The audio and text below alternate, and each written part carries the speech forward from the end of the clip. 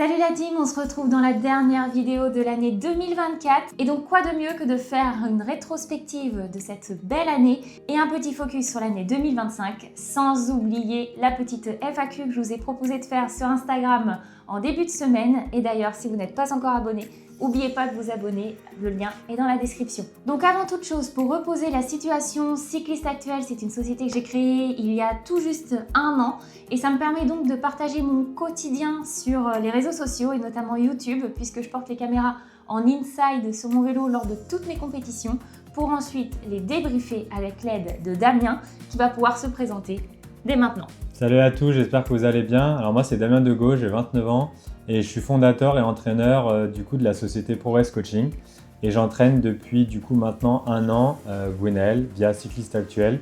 Et du coup, depuis que j'ai la chance de te connaître, j'ai quand même fait quelques beaux résultats que pour la plupart vous avez pu voir également.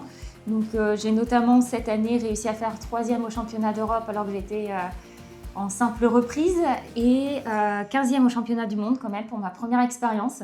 Donc pareil, je vous remets les vidéos en description si vous souhaitez les découvrir ou les revoir. Et du coup, moi j'ai été cette année champion d'Europe Médio-Fond 2 sur l'Ardéchoise. Donc voilà, une belle performance et un super souvenir aux côtés du coup de l'équipe Progress parce que j'avais donc deux coureurs, donc avec Gwen et un autre coureur sur le podium. Donc c'est toujours un plaisir de partager ces médailles et j'espère que l'année prochaine il y en aura plus et surtout il y aura d'autres titres et que Gwenaël ou même Gaël puissent monter sur la plus haute marche du podium. Donc sur l'année 2024, j'ai vécu une année riche en rebondissements puisque tout l'hiver j'ai pu m'entraîner avec Damien comme coach, qui était ma première expérience de coaching. Il a pu s'adapter à mon quotidien puisque j'étais très prise en bureau et qui ne me permettait pas du coup de rouler le soir dans la vraie vie et j'étais donc contrainte à faire du home trainer, donc il a vraiment tout adapté en fonction de ça. Et le début de saison était plutôt pas si mal, mais il y avait quand même quelque chose à peaufiner parce qu'il me manquait un petit peu de foncier forcément du fait de mes indisponibilités. Et les premières compétitions ont été un petit peu plus compliquées que prévu et je pense qu'il y avait aussi tout un aspect psychologique qui jouait beaucoup. Donc on a travaillé là-dessus, on a fait des stages, notamment avec l'Hostal du Bergonce qui m'ont permis de me débloquer. On a fait la 66 degrés sud aussi qui m'a permis aussi de me rendre compte que j'étais capable de faire des bonnes choses sur des grands formats, qui m'a permis, grâce à cette première place féminine, de décrocher ma place pour les championnats du monde au Danemark. Sauf que finalement, le programme ne s'est pas passé aussi bien que prévu, puisque 3 jours après, j'ai fait une péritonite qui m'a obligée d'être hospitalisée et de lever le pied, surtout courant du mois de mai. Donc ça a un peu stoppé ma saison à ce moment-là. Et finalement, la reprise s'est plutôt pas trop mal passée. J'ai pu vite retrouver un bon niveau, mais par contre avec des très mauvaises sensations.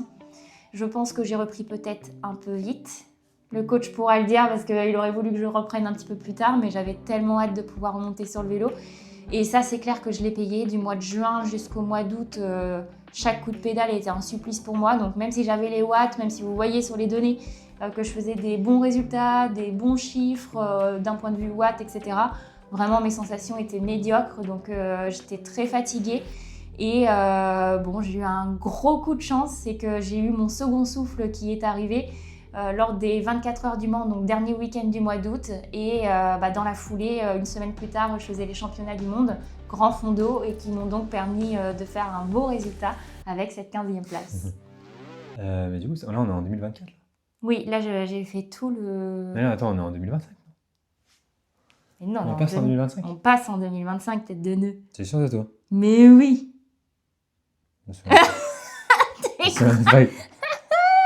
regarde un calendrier, on est en 2024. Oui, c'est vrai. Non, c'est vrai. Putain, je suis resté en 2020. Ouais, non, putain, ok. T'avances, dis donc, Ouais, le temps passe vite avec toi. Et attends, bon alors, toi, qu'est-ce qui s'est passé en 2024? Est-ce que tu te souviens? Attends, moi je vais faire un autre truc aussi. Est-ce que tu te souviens 2024? Yes. Du coup, moi, pour faire le bilan de 2024, j'ai mis un peu de temps à avoir ma licence, donc j'ai repris un peu la saison plus tard. Mais au final, c'était que positif parce que du coup, j'ai pu ne pas aller courir sous la pluie, attendre les beaux jours. J'ai assez gagné vite et après ça a vite découlé du coup avec 4 victoires et dont les championnats d'Europe, la journée où j'ai pas senti les pédales. Après ma plus grosse déception c'est les championnats du monde où là j'ai eu vraiment, je pense, j'étais dans un très, très bon jour mais le circuit n'était pourtant pas adéquat ou du moins il était adéquat mais pas les conditions de vent qu'on peut avoir au Danemark sur certaines périodes qui auraient rendu la course plus difficile et amené plus de sélection. Donc une arrivée au sprint avec un déraillement sur la fin du sprint, donc compliqué. Après, ça c'est que pour mon côté. Si on prend le côté progress qui m'intéresse beaucoup plus à l'heure actuelle, c'est quand même pas moins de 40 victoires, 117 podiums et 296 top 10. Donc ça c'est quand même des données qui sont très intéressantes et moi qui me satisfont encore plus. Et l'équipe ProWest c'est vraiment dans la bonne direction pour les années à venir et je pense que les résultats ne seront que meilleurs. Donc ça c'est vraiment un excellent bilan et je suis très impatient de voir ce que ça va donner en 2025. C'est vrai que je me suis rendu compte qu'on avait des clubs, on a des amis aussi lorsqu'on fait du vélo, mais que finalement Progress Coaching réunit les deux en un, où on se retrouve vraiment avec une communauté, avec une bienveillance et une envie de se tirer vers le haut tout le temps, que ce soit lors des entraînements que tu peux organiser, donc soit en présentiel lorsqu'on fait nos déplacements dans différentes villes, ou notamment pendant la préparation hivernale, on fait des entraînements une fois par semaine tous ensemble. On est tous en train de souffrir le martyre dans notre coin, mais finalement on n'est pas seul sur notre home trainer, on est vraiment tous ensemble. Et en cyclosportif, c'est ce qu'on ressent aussi, donc c'est vraiment une communauté qui ne cesse de croître et ça va être encore mieux dans les années à venir. Oui, tout à fait, donc ça c'est vraiment sympa. Oui, tout à fait. Tout à fait. Oh. Non, tu as totalement raison. Tu as totalement résumé la chose avec voilà, tous ces entraînements mis en place pour être au plus près des sportifs, de tirer le groupe vers le haut et les stages qu'on met en place via différents partenaires, que ce soit l'Hostal du Bergons. Et d'ailleurs, retrouver le lien juste en dessous, c'est ça? Ouais, dans la description. Et on va y arriver. Et d'ailleurs, et d'ailleurs,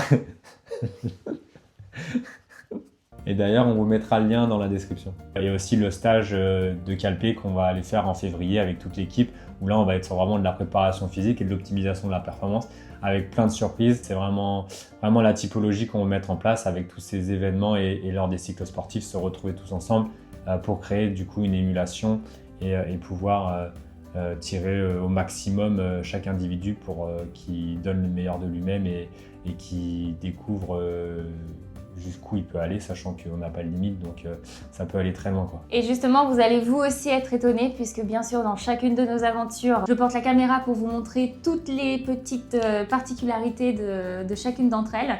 Et donc, les surprises que les sportifs auront, vous les aurez aussi, vous pourrez les découvrir. Et si un jour vous avez envie de les vivre, vous pourrez également les vivre en nous sollicitant. Maintenant, place à la FAQ avec les questions que vous nous avez posées en début de semaine. Et il y a de quoi faire, Donc la première question que vous nous avez posée, c'est comment avez-vous découvert votre passion du cyclisme ? Donc je te laisse la priorité puisque tu fais du vélo depuis plus longtemps que moi. Alors moi, je pense qu'il y a pas mal peut-être de personnes qui ont déjà vécu ça. Moi, c'était avec mon grand-père quand j'étais plus jeune. Donc j'ai commencé le vélo assez tardivement, du coup à 18 ans. Mais j'ai toujours été passionné du vélo parce qu'en fait, c'était le moment où c'était l'été, en juillet, au Tour de France. J'allais en vacances chez mes grands-parents et en gros, on regardait le Tour de France avec mon papy. Et bah, en gros, je suis tombé amoureux de ce sport. Et à partir de mes 18 ans, dès que j'ai pu prendre mon premier vélo, bah, ça y est, let's go. Et depuis, bah, c'est devenu ma passion et mon métier maintenant en tant qu'entraîneur.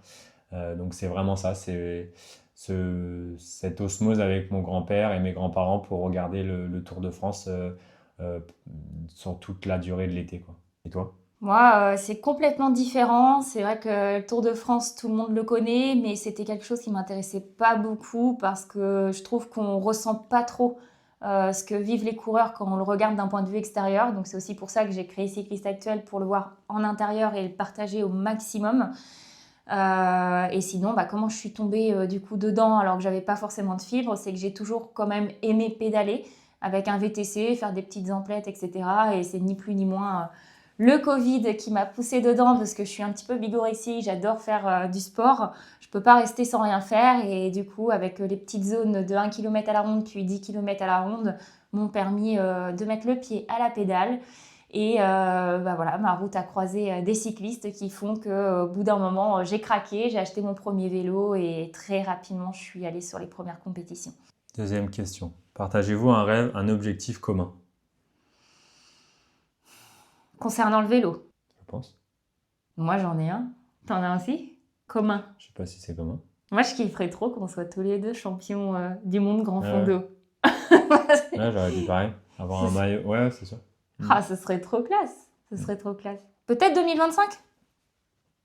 Et les kangourous. Et les kangourous en Australie. Vous vous entraînez plutôt ensemble ou séparément? Ça dépend. Ça dépend du temps. Je trouve quand même que Globalement, on est ensemble quand même. globalement, on fait les foncières ensemble. Mm. On fait les lactiques ensemble. Parce qu'en gros, on prend une montée et on la redescend. Donc du coup, on peut être chacun notre rythme et être pour autant ensemble. Après... Maintenant, vu que moi je suis un grand friand de l'home trainer et toi peut-être un peu moins, tout ce qui est un peu plus spécifique, moi je vais le faire sur home trainer alors que toi tu vas être plus à aller le faire à l'extérieur. Ouais, puis pendant les beaux jours, il y a aussi que, bon, il y a quand même une différence de niveau. Et si on veut vraiment se donner à fond, Totalement. moi, c'est pas un souci. Je vais savoir me donner à fond pour juste le tenir. Mais par contre, lui, à un moment donné, s'il se donne Ouais. vraiment à fond, je vais juste être lâchée et on ne pourra pas être ensemble. Donc, on est obligé de faire des séances aussi de temps en temps séparément. Maintenant, bon, on s'en fiche de ça, soit. Enfin, je pourrais te faire péter et après venir te récupérer. Non, après, je pense que c'est aussi intéressant de varier parce que c'est bien aussi de se retrouver tout seul dans sa petite bulle. Et je pense que c'est toujours plus. Ouais, c'est toujours. Après, c'est bien d'avoir les deux, quoi. Ça dépend des personnes. Nous, on fait des métiers à domicile, donc forcément qu'on est tout le temps l'un Ouais. sur l'autre. Donc des fois, ça fait du bien d'avoir son petit moment à soi pour avoir le plaisir de se retrouver. Totalement. Qui décide des itinéraires? Moi. Ça dépend. En fait, Ça ce qu'il dépend faut où on est, savoir, en fait. c'est moi, je prépare les itinéraires. Tout le temps. Je fais mon petit tracé, mon petit truc tout bien, tout voilà. Je lui dis, j'ai préparé ça. Il me dit, c'est top. On part. Ça- Il tourne par là alors que c'est par là qu'il faut aller. Et il dit oui, mais moi je veux là. Et puis après, il est sur son Google Maps ou je sais pas quoi. Il n'y a rien. Du tiens, on va aller par là. Et voilà. Et au final, ça a servi à C'est rien pas que je vrai. fasse un itinéraire. C'est Ah pas bon? vrai. T'as un exemple. Non, c'est pas la première Si, fois. c'est la première C'est fois. pas la première fois. À En chaque fait, fois. Gwenaëlle a le don de choisir les itinéraires où on va vers la pluie. Et du coup, pour éviter d'avoir trop de pluie, moi je vais là où le vent nous mène. Et ben Mais moi, je non, pars après, ça vent dépend des face. lieux. Ça dépend des lieux. Je- Ça dépend des lieux. Quand je- on est vers chez tes grands-parents et chez tes parents, c'est toi qui gères l'itinéraire. Par contre, quand on est chez là où je connais, c'est moi qui gère les itinéraires. En Yvelines, c'est plus toi, c'est vrai, c'est vrai. Mais du coup, pour revenir sur la pluie, on m'a toujours dit de partir vent de face pour revenir vent de cul. Donc forcément, quand tu pars vent de face, si la pluie elle arrive, tu la prends. Et Mais bah. moi, je me dis toujours que après tu la perces et elle est passée et t'es tranquille. Et sauf que lui, dès qu'il voit une goutte de pluie, il fait demi-tour. Non, faut partir vent dans les fesses et rentrer vent de face. Comme ça complexifie la chose et comme ça, à la fin d'une course, c'est toujours plus facile. Voilà. Et- Voilà ce que c'est que d'avoir un coach à domicile. Avez-vous des désaccords pendant vos sorties? Bon, je crois qu'on est clair. L'itinéraire. Pas que, parce qu'ils trouvent souvent que je monte les côtes avec un peu trop de panache par rapport aux exercices demandés. Donc voilà, je suis un peu trop gourmande dans l'effort. J'ai un coach qui est plutôt là pour me taper sur les doigts pour appuyer un peu moins fort sur la pédale, mais c'est pas toujours évident de s'entendre sur ce point-là. Je serais une sportive classique, je pense que ça se passerait beaucoup mieux, mais le fait qu'on soit également en couple, ça me donne un peu plus de répondants et du coup ça lui donne un peu de fil à retordre. Non? Je sais pas. C'est juste que j'ai du caractère alors. Non.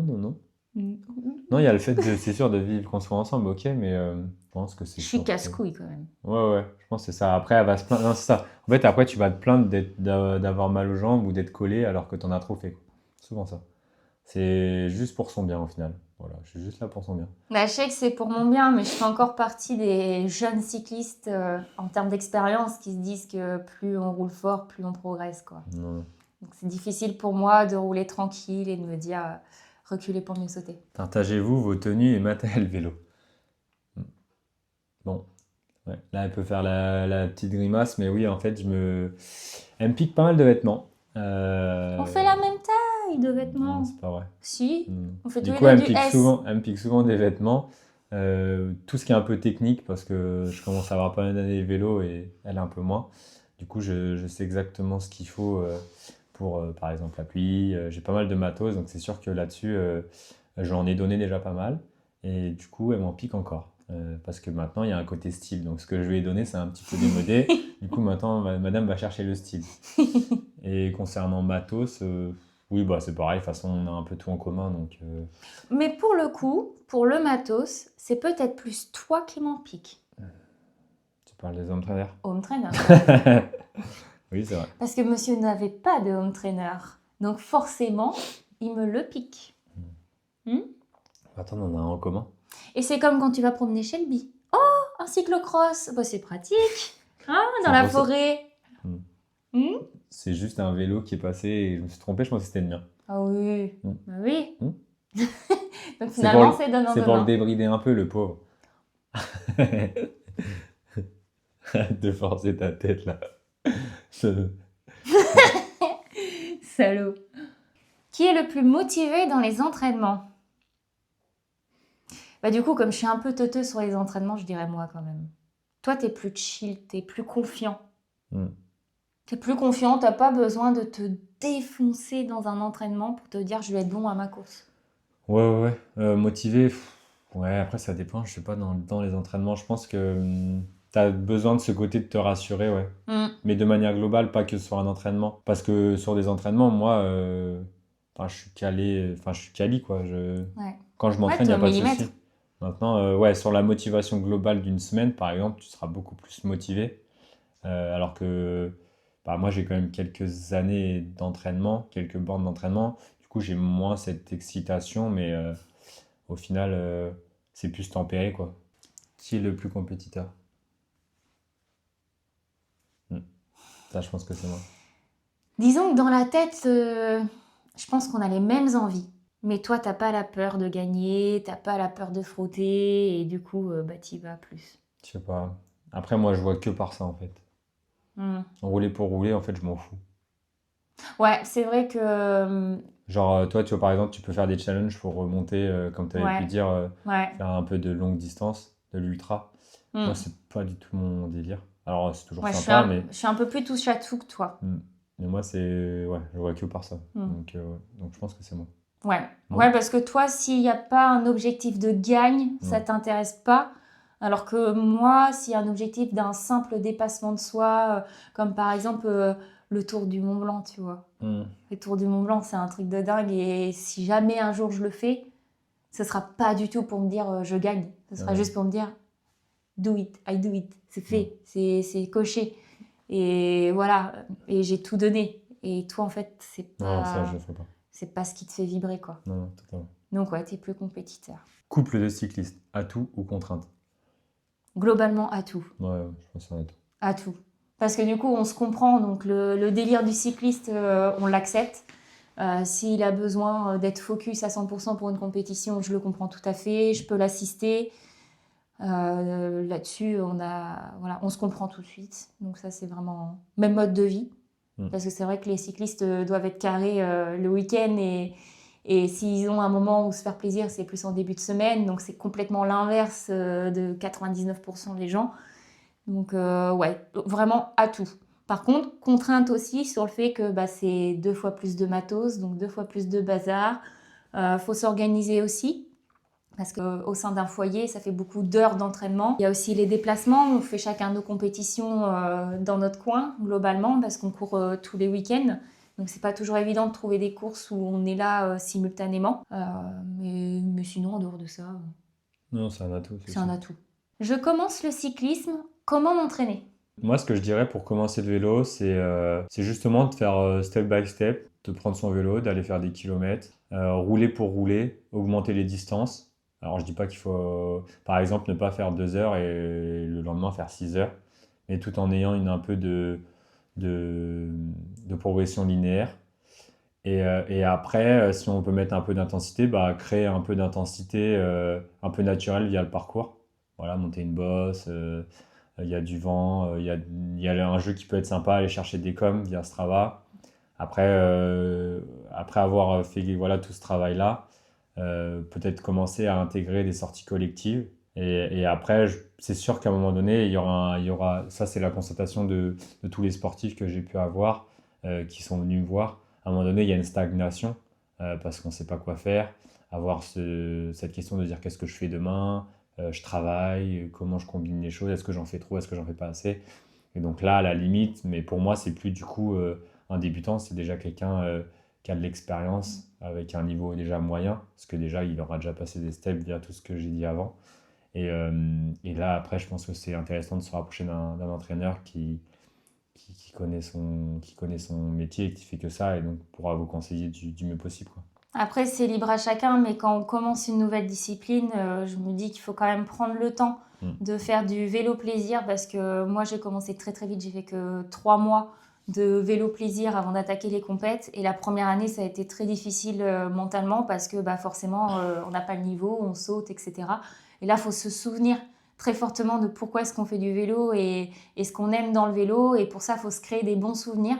Donc pour moi, il faut passer 6 mois ou 1 an où vraiment on ne se prend pas trop la tête et qu'on se dit tiens aujourd'hui j'ai envie, comme tu disais, de faire tel record sur Strava pour entretenir sa confiance aussi parce que ça crée une confiance. On se dit ah j'ai réussi à battre telle personne. Alors ok, c'est juste sur un segment, mais ça fait quand même plaisir au moral, ça construit un petit peu le côté compétitif aussi tranquillement. Et puis après, de faire des sorties groupes où ça va vouloir jouer la pancarte tout bêtement. Ça fait aussi travailler hein, quand on est débutant, faire ce genre de choses toutes bêtes, ça fait déjà beaucoup progresser. Et une fois qu'on se sent bien sur ce point-là, commencer à attaquer, pourquoi pas, les compétitions et de prendre un entraîneur pour être vraiment cadré et optimiser le truc. Lors de votre dernière sortie foncière ensemble, j'ai vu que Gwenaëlle était en zone 2 en moyenne, mais avec des périodes en Z1 et d'autres bien au-delà de la Z2. Est-ce un bon foncier? C'est une bonne question parce que je me la suis déjà personnellement posée et du coup je pense que tu seras le plus à même de pouvoir y répondre et je pense qu'on est beaucoup de concernés parce qu'il y a beaucoup de foncières qui se font en groupe et on n'a pas tous le même niveau donc je pense que les zones ne sont pas toujours faciles à respecter. Il y a des foncières où va falloir être bien concentré sur sa Z2. Alors c'est toujours compliqué par exemple si on a une sortie de 3 heures de faire 3 heures de Z2 parce que automatiquement on aura des villages donc on va pas pouvoir être en Z2, on va devoir être un peu plus en Z1. Il y a les descentes, alors il va y avoir des descentes où il n'y aura pas de souci pour être en Z2. Par contre il y a des descentes un peu plus techniques où là ça va être compliqué. Ou même s'il y a de la pluie, là on va pas être en Z2 à prendre le virage comme un teuteux.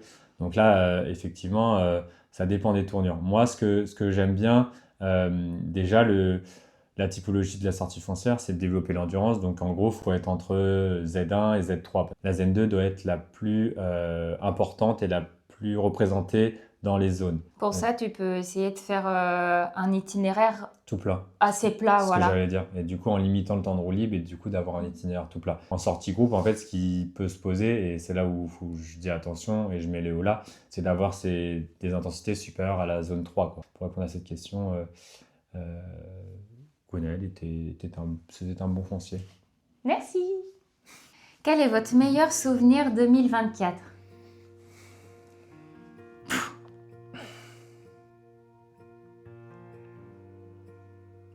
C'est compliqué d'en sentir qu'un.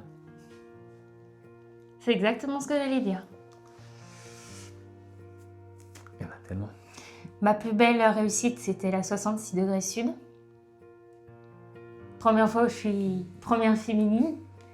Mais d'un autre côté, je m'en étais vraiment pas rendu compte parce qu'il y avait 49 personnes devant moi et je savais pas s'il y avait des femmes dans le groupe devant moi. Donc ça a été après coup. Mais le moment le plus fort là, qui me fait monter un peu les larmes, c'était vraiment les championnats du monde. C'était un truc de ouf. C'était tellement dur psychologiquement de réaliser d'être là et de finir 15e sur à peu près 150. C'est beau. J'étais contente. Il va pas pleurer lui, ça va aller. Non. Moi, ça va peut-être étonner, mais c'est pas spécialement. Moi, c'est le stage de l'Hostal du Bergons avec Progress qu'on a organisé avec Thibaut Adema. Euh, et du coup, c'est vraiment ces moments de partage avec l'équipe Progress en haut de l'Huys Ardiden avec cette photo là collective. Tout le monde un peu en fin de souffrance, c'était presque la fin du stage, c'était dans les derniers calls de la journée. Moi, c'était l'un des plus beaux souvenirs de cette année.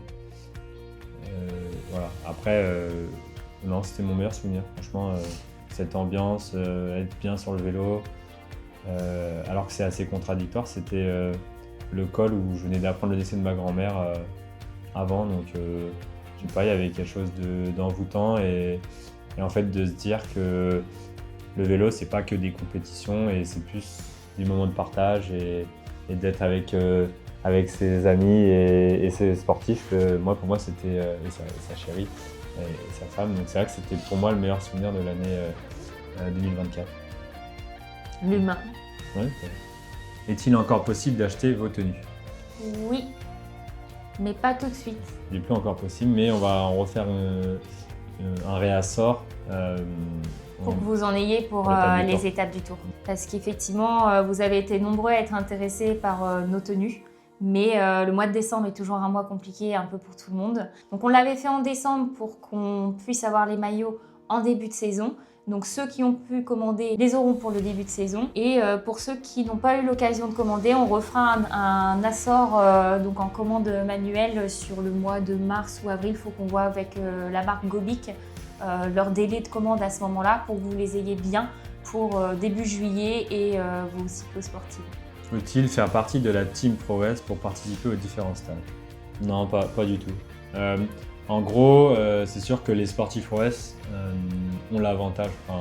En gros, les sportifs ont la priorité. Par contre, s'il reste des places, à tout moment, vous êtes les bienvenus pour être avec nous et vivre cette expérience ensemble. C'est pas une barrière en fait. Une barrière, oui. En fait, la Team Progress, c'est une communauté qu'on a mise en place qui permet du coup d'avoir une distinction, d'être ensemble, mais c'est pas cloisonné non plus. C'est-à-dire que vous pouvez avoir la tenue, vous pouvez être coaché, mais ce n'est pas une obligation. C'est la possibilité tout simplement de nous solliciter. Là, on va pouvoir vous présenter juste après tous les plannings qu'on a mis en place pour l'année 2025. Et s'il y a des choses qui vous intéressent, il ne faut pas hésiter à nous le dire en commentaire, il ne faut pas hésiter à revenir vers moi aussi sur Instagram.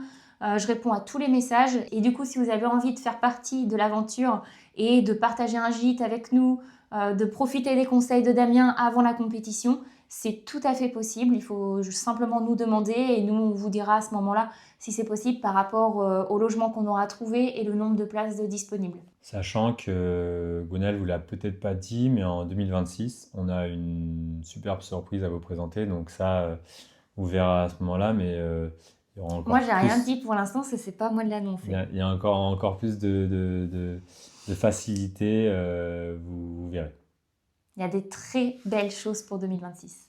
Qu'avez-vous pensé de la sortie de Nicolas Prodhomme? Donc Nicolas Prodhomme est un coureur professionnel qui fait partie de l'équipe Décathlon AG2R La Mondiale et qui depuis 4 ans organise des événements autour de sa ville natale, donc Verneuil-sur-Avre, pour partager un moment avec nous, petits amateurs, et nous partager aussi ses tenues, ses accessoires qu'il a pu avoir dans l'année. Donc c'est super cool d'organiser ça parce que même s'il y a de plus en plus de coureurs professionnels à le faire, faut quand même saluer chacun d'entre eux parce que ça reste une organisation. L'événement lui-même est super bien fait parce qu'on a une voiture ouvreuse, donc c'est quand même sécurisé. On a des personnes qui bloquent les routes, donc vraiment là-dessus c'est vraiment carré. On arrive, on est accueilli avec un petit café dans une salle des fêtes et puis on peut surtout échanger avec Nicolas. Donc ça c'est vraiment très agréable. J'ai eu la belle surprise de le voir un petit peu partout dans le peloton, qu'on soit devant, qu'on soit derrière ou au milieu. Il y a toujours un moment donné où on va le croiser et où il va pouvoir échanger quelques mots avec nous. Donc c'est quelqu'un de très accessible et du coup j'ai beaucoup aimé cet événement. Même si le temps, en tout cas cette année, n'était pas vraiment présent. Mais bon, la convivialité était là, donc ça rattrape le truc. Et de toute façon, je vais vous faire une vidéo sur le sujet dans quelques semaines que vous pourrez donc découvrir. Et toi, t'en as pensé quoi ? Je pense que tu as tout décrit. Alors moi, Nicolas, je le connaissais, on a déjà couru ensemble, donc c'est vrai que c'était un plaisir d'échanger et de le revoir depuis un moment.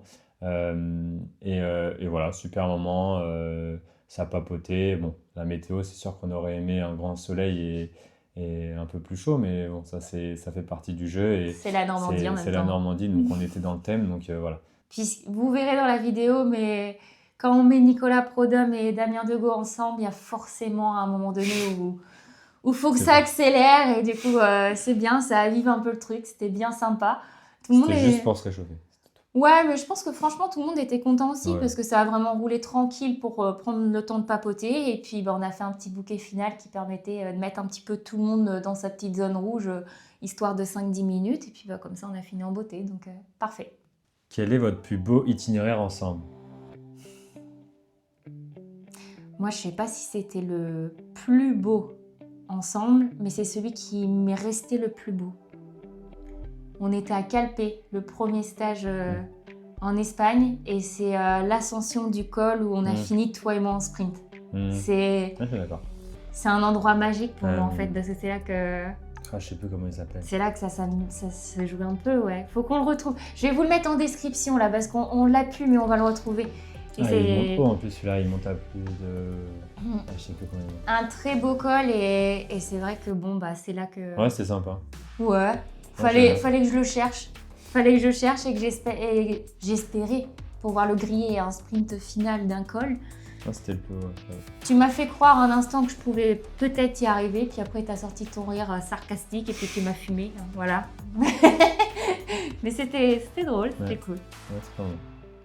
Toi aussi c'est ça? Ouais, moi j'aime bien. Ouais, c'était un très bon. Mais c'était ça que tu pensais? Ouais, franchement, ouais. Non, c'est vrai. On est raccord alors. Non, je suis d'accord avec ça. Avez-vous déjà fait une compétition en duo ensemble? Eh ben non. Non, jamais. Parce qu'il aime pas perdre, donc du coup il veut pas le faire avec moi? Non, pas du tout. J'ai pas eu l'occasion. Moi j'aimerais bien quand même. C'est vrai que j'ai fait une gentleman avec Raphaël Assounou, qui va être ma coéquipière sur l'année 2025 avec le club d'Albi. C'était vraiment top. Mais toi, tu voulais pas trop le faire parce que la saison était un peu terminée. Non, mais je pense que je voulais te T'étais en laisser tranquille coupure. avec ta copine. Et bah t'étais en coupure en plus, je Peut-être crois. avec ta coéquipière. Ouais, peut-être. Donc non, on n'a pas eu l'occasion, mais Ouais, ça peut être c'est une petite idée que j'ai dans la tête, j'aimerais bien, ouais. Ouais, bah ça on le fera. Ouais. D'accord. Ouais, parce qu'il y a moyen, nous deux, quand même. De C'est un beau truc. Ah oui, non, mais après, sur les gentlemen, l'idée c'est quand même de profiter du moment et s'ouvrir un petit peu en deux tous les deux. Et après, le résultat, on s'en fiche un peu. Bah, vu que j'ai bien été ouverte en deux avec Raphaël, et je vous remets le lien en description aussi, si C'est bien besoin. éliminable, tu veux dire. Donc j'imagine qu'avec lui, ça va être la même punition. Mais bon, on est Tu toujours prendras content. le Chill et moi je prendrai le SLI. Ouais, ça peut. Oui, parce que là, il vous spoil un peu l'affaire, hein, mais le Chill, il arrive, il est en préparation. Ouais. Il vous spoil l'affaire. Quel est votre plus gros défi réalisé en vélo? Bon, bah, moi, je vais répondre parce que ça va très vite. C'est les championnats du monde grand fondo, hein. C'est ce que je disais tout à l'heure, hein. Moi, c'est ça le plus gros défi. À la limite, c'était mon premier Versailles Deauville. Ouais, j'ai pensé à ça aussi. C'est différent. C'était- Ou à la traversée de la France. Chose que j'ai pas faite, mais que j'aimerais bien faire un jour. Mais Pour moi, c'est des défis. Pour moi, le championnat du monde, c'est pas un défi. Enfin, c'est un objectif, mais pas un défi. Un défi, c'est un truc qu'on a un peu. Qu'on n'imaginerait pas faire, quoi. Bah, moi, j'aurais jamais pensé faire les Oh, championnats du monde, hein. toi, c'est bon. Non, bah, du coup, ouais, moi, je pense à ma première année de Versailles Deauville. C'était quand même sympa. Versailles-Deauville, pour ceux qui ne savent pas, c'est à peu près 250 km. 260, ouais. 260 km. Donc, je vous l'ai fait aussi. Vous allez avoir La trop vidéo. de vidéos en description, hein. Je vais tout vous Ça remettre, mais reste votre ça va être objectif un de l'année. parchemin. Si vous ne savez pas quoi faire de votre fin d'année, je vais vous occuper, ne vous inquiétez pas, il y a plein de trucs à voir. Quelle est votre prochaine destination de vacances? C'est quand même drôle qu'on nous pose la question maintenant, parce que dans une semaine, on va prendre l'avion et on va faire 12 heures de vol. Ouais. Le plus long vol. Il n'y aura pas de vélo. Mais On ira au Vietnam. au Vietnam. Et du coup, comme d'habitude, hein, je vais avoir la petite caméra à la main parce que déjà, ça va faire des super beaux souvenirs. Et moi, je suis jamais allée aussi loin, donc je me rends à peine compte de ce que je vais pouvoir vivre. Mais j'ai bien entendu pas mal de personnes me jalouser gentiment en disant que le Vietnam c'était génial et du coup j'ai envie de vous le partager. Donc on va aussi vous montrer comment est-ce qu'on gère 2 semaines en janvier sans vélo. Comment ça se passe, comment on fait pour être prêt malgré tout 2 semaines sans pour la vélo, on va compétition. pas marcher. Bah moi c'est un peu ce que je me dis quand même et je pense qu'il y en a plusieurs qui se le disent derrière l'écran. Donc ça va être intéressant. Ça va être intéressant et là je vais servir de cobaye un peu, Non, pas cobaye. un peu sans que je le veuille, mais en même temps le Vietnam je vais pas faire une croix dessus quand même. On y va. Regrettez-vous d'avoir quitté la Normandie et les Yvelines? Alors désolée à nos origines, mais je pense qu'on est unanime sur le sujet. On aime Toulouse et on veut pas remonter. Ouais, tout à fait. Surtout quand on voit la météo et qu'on regarde le temps qu'il fait à Toulouse et le temps où on est. Ouais. Et puis, je veux pas dire, mais quand même, le soleil change quand même les personnes. Hein. Quand il fait bon, on est quand même beaucoup plus détendu, beaucoup plus ouvert. Et ça se ressent dans les échanges qu'on peut avoir avec les personnes et en plus du climat, voilà.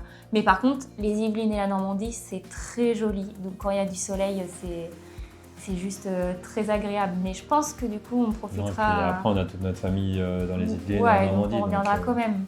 On sera toujours là. Mais voilà, on tourne cette vidéo en Normandie et on pense déjà à quand on sera à Toulouse, quoi. À la rigueur, on profitera des Yvelines et de la Normandie cet été quand il y aura trop de moustiques et une crise caniculaire sur Toulouse, quoi. Mais sinon, on est content d'être à Toulouse. Bien sûr. Comment gérez-vous le cyclisme et votre vie sociale? Moi, je trouve que en fait, pour moi, le cyclisme, c'est un mode de vie déjà. On aime manger sainement, on mange sainement, et du coup, ça va en corrélation avec notre pratique. Après, c'est sûr qu'il y a plusieurs choses qu'on met en place mais je pense que on le gère naturellement, tout simplement. Après, par rapport à la vie sociale, je pense que moi, je l'ai beaucoup vécu, étant donné que je connaissais aucun cycliste et que j'étais pas du tout de ce milieu-là. Ça reste quand même un sport bien à part parce que, comme on disait tout à l'heure, ça nous demande d'être carré le week-end. Alors que les autres sports, par exemple, moi je suis issue de la musculation, le week-end c'était le moment où on se faisait plaisir parce qu'on avait toute la semaine pour être rigoureux. Donc là-dessus, c'est vrai que c'est pas toujours évident, comme les repas de famille qui se passent souvent le week-end, etc. Et bon, moi, ça m'a quand même mis en difficulté plus d'une fois. Hein. Ça a fait le tri un peu dans certains amis, ça a même fait le tri chez le petit ami. Après, mais ouais, c'est aussi... Après, c'est tout sport. Hein. Dès que tu fais du sport intensif, même la musculation, les compétitions, elles sont pas le vendredi. Hein. Puis quand je vois les amis qui me restent aujourd'hui, qui ne font pas de cyclisme, au final, c'est mes meilleurs amis parce que c'est ceux qui savent s'adapter, etc. Donc, faut pas s'interdire de faire une discipline parce que socialement, c'est pas le plus évident, etc. Tout est possible. On peut toujours le faire avec de la volonté. Et du coup, si c'est des personnes qui valent le coup, elles vont savoir s'adapter. Toi aussi, tu vas savoir trouver un juste milieu. Et si cette entente n'est pas possible, c'est juste que cette personne-là était faite pour traverser ta vie, mais pas y rester. Donc, nous, voilà, on fait les choses naturellement. Et quand ça matche, tant mieux. Et quand ça matche pas, c'est pas grave. En 3 mots, quelle est votre vie de couple de cycliste? Pas facile. Moi, je dirais binôme. En premier mot. J'ai équipe, binôme et soutien. Ouais, après dans binôme, pour moi ça inclut déjà l'équipe et le soutien. Ouais. Parce que t'as un binôme, donc... Ouais, mais moi c'est mes mots. Ouais. Mais moi, du coup, binôme, on se rejoint, ouais. Plutôt Hautacam ou sous l'Or. Donc là, on fait référence au premier stage à l'Hostal du Bergonce qu'on a fait avec les vélos, où on a gravi ces 2 cols. Toi, t'as... une préférence? Ouais, moi j'ai une préférence avec Hautacam. Tu préfères Hautacam? Ouais, une col mythique, exposé au soleil. Quand on l'a fait en plus à l'hostal, on avait vraiment... Ils étaient en train de refaire la route pour le Tour de France. En plus, il passe cette année. Il arrive à Hautacam cette année. Col mythique, donc là super. Donc là, quand on l'a fait, du coup, ils étaient en train de refaire la route, donc route dégueu, plein soleil. C'était peut-être le moment le plus dur du stage que j'ai eu. Un moment d'introspection incroyable et en haut une vue magnifique avec toujours cette joie de retrouver l'équipe en haut parce que voilà, tout le monde monte à son allure et en haut on se retrouve tous ensemble, on s'attend tous ensemble. Et après, je l'ai remonté quand je suis allé en prépa championnat du monde. Et là, du coup, c'était un billard. Et il faisait super froid. Et en haut, il y avait du brouillard. Du coup, deux contrastes Deux différents. salles, deux ambiances. Ouais, et là, vraiment, j'ai surkiffé parce qu'en haut, gros brouillard. Et là, dans un autre monde, ouais, non, franchement, Otakam, je trouve beaucoup plus mythique que Soula. Moi, j'ai bien aimé Otakam, notamment quand on arrive au sommet, parce qu'on s'est retrouvés mélangés avec les chevaux. Il y a une grande place avec une grande vue, donc ça, c'est hyper sympa. Après, moi, je l'ai connu que lorsqu'il était en travaux, et j'ai saigné du nez dedans, il faisait chaud, et personnellement, j'ai pas trouvé que quand on est à l'intérieur du col, il y ait cette vue incroyable. Le Soulor, tu veux dire? Non, Otakam. Ok. Otakam, j'ai trouvé que quand on est à l'intérieur, on se rend pas forcément compte du paysage qui est autour de nous. Ou alors c'est que j'étais trop dans le dur. Mais du coup, moi, je mets mon coup de cœur quand même sur le Soulor. Ok. Sur le Soulor, parce que là, c'est vraiment tout le côté. On a une vue imprenable. On a des chèvres sur le côté. Enfin, pour l'anecdote, ceux qui n'ont pas vu la vidéo, dans cette vidéo-là, dans ce col-là, j'avais beaucoup souffert. C'était la fin du stage. Et j'avais dit à Julien, qui était l'un des sportifs, dans ces moments-là, je me demande toujours s'il faut souffrir pour être au paradis ou si l'enfer est beau. Quelle question. Hein? Si c'est le paradis. Bon, alors c'est que c'est dur d'aller au paradis. C'était la petite phrase philosophique où il m'avait dit que c'était dur d'être au paradis, donc du coup j'ai compris que j'étais au paradis. Mais ouais, ce col-là, il m'a fait pleurer de fatigue tellement il était long, interminable. Enfin vraiment, on avait fait 40 km d'ascension quand même. 40 km hein, depuis Argelès. Ouais, donc ça avait redescendu un peu, mais ouais. j'étais capoute, quoi. J'étais juste capoute et d'arriver en haut, c'était juste... Enfin, pour moi, j'étais même plus moi, en fait. J'étais là sans être là, donc du coup, le col du Soulor pour moi. Pourquoi Damien a toujours un Pourquoi Damien a toujours un épi sur la tête? Ça va, elle est là aujourd'hui. Ouais. Non, bon déjà j'ai toujours un épi, ça c'est clair. Mais en gros, il y a un truc qu'on néglige trop souvent, et moi j'en vois beaucoup chez mes sportifs, c'est de se couvrir la tête. Et en fait, moi, dès que je sors, qu'il fasse n'importe quel temps, en fait, je me couvre la tête. Et du coup, ça me décoiffe automatiquement. Donc, toujours, quand je rentre, j'ai des coupes n'importe comment. Donc, c'est pour ça que sur certaines vidéos, en fait, là, je suis allé dehors tout à l'heure, j'ai mis ma capuche. Et donc, c'est pour ça que j'ai souvent un épi sur la tête. Bonne excuse. Eh oui. J'ai cru voir une story où Gwen parle d'enfants à côté d'un home trainer. Projet 2025. Vous êtes quand même dingue. Hein. Je ne peux rien mettre, vous voyez tout. Oui, effectivement, j'ai vu une petite story passer avec un papa qui était en train de faire son entraînement sur home trainer en donnant le biberon en même temps à son enfant devant Zwift. Et j'ai trouvé ça très parlant pour moi parce que c'est un mode de vie que j'espère avoir un jour. Parce que, oui, je nous souhaite d'avoir un enfant un jour. On se le souhaite tous les deux. Mais sans... Pas 2025. Pas 2025 déjà, parce qu'on va vous présenter juste après le programme. Et en plus de ça, moi j'espère quand même que le jour où on aura une famille, j'arriverai toujours à pratiquer du sport. Et du coup, le home trainer, je pense que dans ces moments-là, est un très très bon ami parce que ça permet de garder un œil sur son enfant tout en faisant de l'exercice. Donc je pense qu'on en mangera à ce moment-là. Et voilà, c'est pour ça que j'avais eu envie de mettre cette story-là, mais pas pour 2025, parce qu'on a trop de choses de prévues et on vous le montre maintenant. Exactement. Donc bien sûr, en 2025, on va avoir pour projet de faire des stages qui seront accessibles à tous et d'autres qui seront un petit peu plus confidentiels. Donc comme un stage en janvier qu'on va faire entre amis à Gérone, ou alors en février, moi je vais faire un stage aussi avec Albi. Donc mon équipe nationale 2 où on va pouvoir faire un travail d'exercice de contre-la-montre. En mars, on va également faire un stage avec Specialized à nouveau à Gérone. Et pour les autres dates, c'est des dates auxquelles vous pourrez faire partie. Du coup, du 15 au 22 février, on aura le stage Progress à Calpé. Donc là, il y a quand même plus beaucoup de place. Donc à envoyer un message à Gwen pour savoir.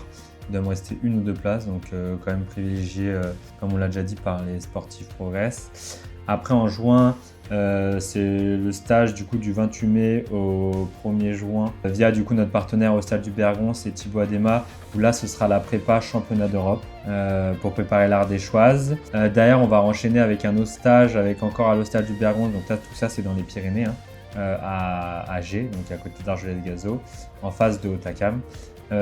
Du jeudi 9 au lundi 9 du coup pour la prépa étape du Tour.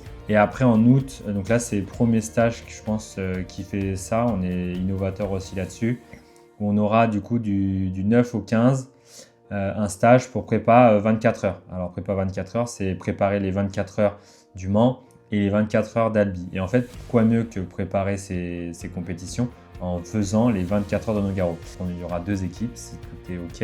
Et donc, on fera les 24 heures de Nogaro pour vous driver, comment gérer les 24 heures, que ce soit nutritionnellement et mentalement et stratégiquement, tout en vous apportant des clés sur ces compétitions qui sont de plus en plus fréquentes et nombreuses. Donc ensuite, on a le planning des cyclosportives. Donc comme vous pouvez voir, c'est vraiment un élément crucial de notre saison, puisqu'on va dès le mois de mars attaquer avec la GF Millar qui est en Espagne, qui fait partie des qualifications pour les championnats du monde et sur lequel on a la chance d'être invité.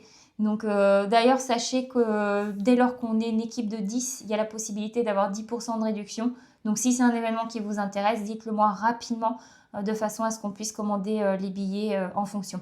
Ensuite, il y a la Corima le 30 mars, donc là qui est l'une des premières cyclosportifs en France. L'un des plus beaux événements à mon goût sur le début de saison. Et donc là, pareil, Rassemblement Progress. Donc la Corima, c'est pareil, c'est un événement sur lequel on a eu la chance d'être invité. Et d'ailleurs, à cette occasion-là, on vous préparera très bientôt une vidéo qui vous permettra d'avoir un ordre d'idée de comment vous préparer pour cet bel objectif en fonction du circuit qu'on pourra vous présenter également. Et du coup, ensuite, encore une autre manche qualificative au championnat du monde, la 66 degrés sud que Gwenaëlle a gagné l'année dernière. Et donc, elle aura lieu le samedi 26 avril. Ensuite, sur le mois de mai, moi, personnellement, je vais enchaîner sur la Traca, qui est une compétition de gravel qui fait partie de la Earth Series, qui se passera à Gérone et que j'aurai la chance de pouvoir faire avec l'équipe Specialized et Raphaël Assoumou, donc toujours ma coéquipière d'Albi. Et ce sera pour moi ma toute première expérience de gravel en compétition. Je vais faire en janvier, en revenant du Vietnam, une première initiation comme une sorte de cyclocross, mais version gravel, qui me permettra déjà d'avoir un ordre d'idée. Mais le véritable objectif gravel de l'année, pour moi, ce sera la Traca et je partirai sur le format 100 km. Derrière, encore une manche qualificative. On est quand même axé beaucoup sur ces manches qualificatives parce que l'idée, c'est d'amener le maximum de sportifs Progress au championnat du monde. Et donc là, on ira dans les Vosges, sur la Grande Fourneau des Vosges, du coup le dimanche 18 mai. Ensuite, sur le mois de juin, on aura le lundi 9 la Mathieu Ladanius qui se passe dans les Pyrénées-Atlantiques. Donc ça, c'est une cyclosportive qu'on pourra faire peut-être à l'issue du stage de l'Hostal du Bergon qui est prévu sur ce secteur pour finir en bouquet final. Donc ça, on verra si on le fait à la suite du stage en fonction de ce qu'on veut travailler et de la forme de chacun et en fonction de nous, de la préparation, sachant que, comme vous pouvez le voir juste en dessous, en fait, on enchaînera sur le dimanche 15 juin sur les championnats d'Europe UEC, du coup, à l'Ardéchoise. Donc, à voir en termes de calcul de quantification de charge, si ça ne fait pas trop d'aller faire la Danus en plus d'un stage. Donc ensuite, vous voyez que sur le mois de juillet, on n'a pas de cyclosportive de prévu puisque du coup, on a une autre chose importante à faire le jour de l'étape du Tour que je vais pouvoir vous présenter juste après. Mais du coup, pour ce manquement, nous, on va se rattraper en faisant l'étape du Tour Femmes qui aura lieu le 2 août à Chambéry. Et bien sûr, l'équipe Progress sera présente pour l'étape du Tour qui se passe le 20 juillet. Mais avec du coup ton équipier. Il y a une data analyse, du coup, Yanis Lavie. Voilà, donc on sera présent quand même, mais Damien et moi, on sera physiquement présents pour l'étape du Tour féminin. Du coup, derrière, pour avoir une continuité et préparer au mieux les championnats du monde, On ira sur une cyclo que je ne connais pas. Du coup, le dimanche 28 septembre, la Grand Fondo Luberon, qui sera une belle cyclo sportive de ce qu'on m'a dit. Et donc là, pareil, si vous voulez venir avec nous, n'hésitez pas à nous envoyer un message, sachant que c'est en septembre, donc là, on n'a pas encore préparé tout. Donc vous avez le temps, mais plus vite ce sera fait, plus vite on pourra mettre en place des choses. Et du coup, le bouquet final, bien sûr, ce sera en octobre 2025 avec les championnats du monde Grand Fondo UCI en Australie. Et donc là, faudra avoir été rigoureux toute l'année pour être au top sur cette date-là. Ça sera à Lorne exactement, du coup au sud de Melbourne.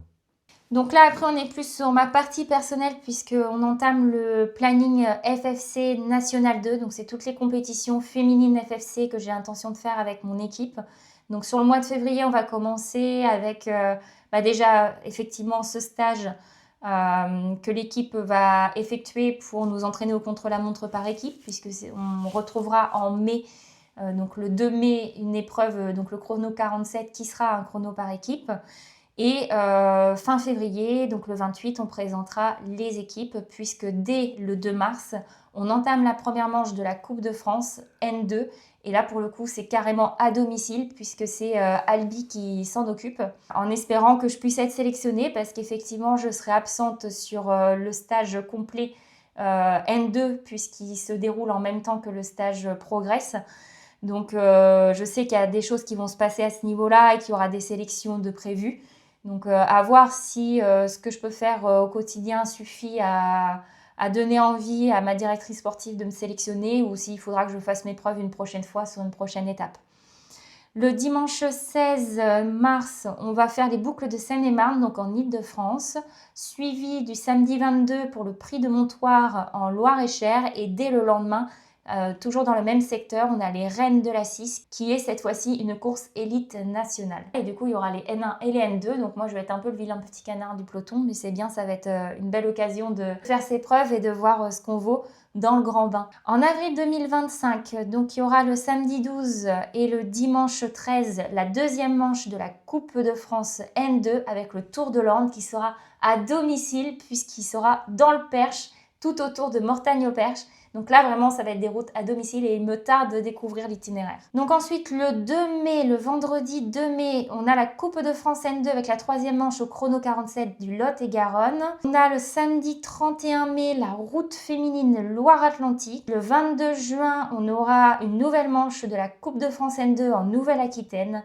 Et en juillet, on terminera le programme National 2 avec la dernière manche qui aura lieu le samedi 26 juillet en Auvergne et ensuite les championnats de France Master qu'on réalisera Damien et moi le vendredi 18 et jusqu'au dimanche 20 dans la Manche. Donc ensuite, on a carrément déterminé un planning pour les 24 heures étant donné que Damien va faire sa première expérience au niveau des 24 heures du Mans. On aura une équipe sur les 24 heures du Mans et moi ça va être une réelle surprise de découvrir tout ça avec vous et bien sûr étant compétiteur. Il n'est pas là pour enfiler des perles quoi. Et surtout pour les 24 heures du Mans, mais ça faut pas le dire donc ça tu le couperas. Il y aura les 24 heures Nogaro aussi qui nous auront servi d'exercice via le stade du Bergonce comme on a pu vous dire précédemment. Et de mon côté, je m'aventure aussi dans le gravel en 24 heures, donc le samedi 30 et dimanche 31 août. Pour l'instant, rien n'est fait, donc si vous avez prévu de faire une équipe dans cet événement-là qui aura lieu à la Flèche, n'hésitez pas à me solliciter, ce sera avec plaisir. Et du coup, je pense très fortement que je vais pouvoir faire le samedi 13 et le dimanche 14 septembre, les 24 heures d'Albi avec mon équipe féminine. Et donc, finalement, il ne nous reste pas beaucoup de dates disponibles puisque vous pouvez voir qu'on a 2, 4, 6, 8, 10 dates pour l'instant où on n'est pas encore décidé. Donc, 2 dates en avril où du coup, le 5 et 6, on ne sait pas si on fera la Vendéenne ou une simple FFC, FSGT en Normandie ou Pays de Loire en fonction d'où on sera.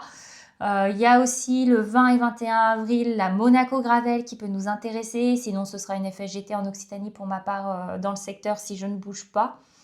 Au mois de mai, il y a l'Indinoise et l'Ornaise, le week-end du 10 et 11. Donc ça dépendra clairement où on se trouve. Bien sûr, si on est en Normandie, ce sera l'occasion de faire l'Ornaise. Et sinon, on fera l'Indinoise qui sera plutôt dans notre secteur. Le week-end du 24-25 mai, il y a le Tour du Fousseret qui est sur notre secteur et qui se passe un peu comme le Tour de l'Orne sur 3 étapes. Et sinon, si on est en déplacement, la Vache qui rit est un événement qui pourrait nous intéresser. En juin, on garde en mémoire le fait que la FFC organise les championnats régionaux. Et donc, pour l'instant, on n'est pas encore sûr que pour l'Occitanie, ce soit sur cette date-là. Donc, j'ai laissé un point d'interrogation sur ce week-end-là. Le week-end du 28-29 juin est sûrement le week-end sur lequel je suis le plus indécise, puisque d'un côté, il y a le championnat de France élite, mais pour l'instant, j'ose pas trop m'y engager parce que j'attends de voir un petit peu mon niveau sur cette année pour voir si j'y suis légitime. Sinon, j'ai aussi un petit rêve à vouloir tester, c'est de faire un Ironman. Donc, il y en a un à Nice, mais bon, ça reste à voir aussi en fonction des objectifs et de la forme du moment. Mais sinon, de manière plus raisonnable, il y a l'Ariégeoise et la GF en Suisse qui pourront être envisagées. Un Ironman, alors t'as jamais pu courir 10 bornes? Mais moi, je veux des super baskets pour Noël que j'ai pas encore eu. T'as été assez gâté. Alors, surtout, si vous connaissez une paire de baskets qui suffit d'enfiler pour courir 10 bornes sans rien sentir au niveau des articulations, que ce soit hyper facile et sans s'entraîner, vous me le dites. Moi, j'achète tout de suite. Juillet 2025, le week-end du 5 et 6, il y a la Pyrénéenne. Et si jamais on prend la décision de ne pas y aller, il y a les FFC ou la FFGT qui prendront le relais. Le week-end du 12-13 juillet, il y a le Tour du Mont Blanc en duo. Mais là, on a vu ensemble que ça allait être compliqué de le convaincre. Mais j'aurais tellement bien aimé. Donc je sais pas trop, on va voir. Essayez de le motiver, mettez-moi des trucs en commentaire pour que j'ai des arguments, des trucs sympas à lui avancer et qu'elle se dise mais oui, je vais le faire. On verra en juillet, je sais pas, on verra. Bah, il n'y a rien en fait, Du c'est repos, pour ça. c'est pas mal aussi, du C'est le repos, moment. c'est bien. Le moment de recharger avant les championnats du monde. Le Ouais, repos. Je connais pas ce que c'est ça. Et puis bah, sinon, on fera une FFC ou une VGT. Hein. Oui.